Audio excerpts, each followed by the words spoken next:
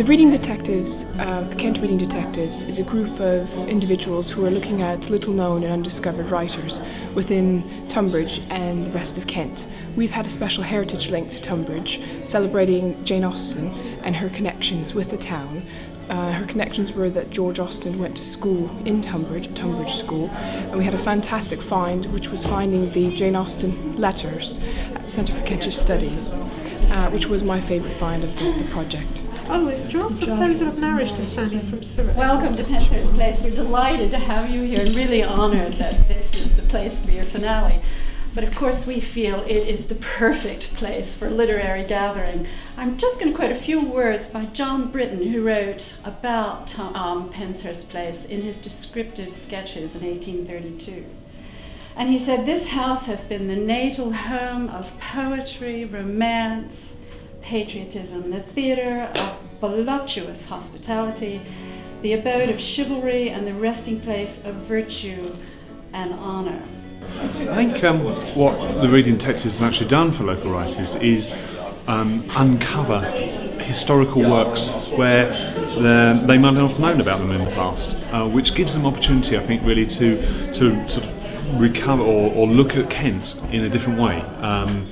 To revisit the works of perhaps some of the more well-known authors that have been whose work has been discussed, such as Siegfried Sassoon. So it gives them a chance to kind of, I say, review Kent in a different way.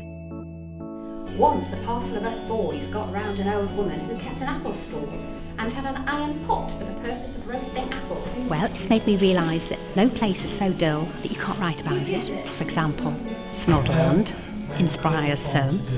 I read the book John Knatchbull, who was a real villain, but he waxed quite eloquent about his school days in Ashford and his descriptions of apple scrumping and the scrapes he got up to. It was just so evocative of Kent countryside that I thought it's just a wonderful place to be, a lovely county. I thoroughly enjoyed reading the book and his descriptions. My best find for Reading Detectives was Denton Welsh, who wrote a series of journals during the war, and they really are fantastic because although he had unfortunately been injured and he was originally going to be an artist, he wasn't going to be a writer. He was injured in a bicycle accident, and as a result of convalescing in Ramsgate, he pursued this doctor up to Tunbridge and ended up living in Tunbridge. But I think really, you know, by sort of the way that his life went, that kind of really has given us an insight into Tunbridge during that time of the war.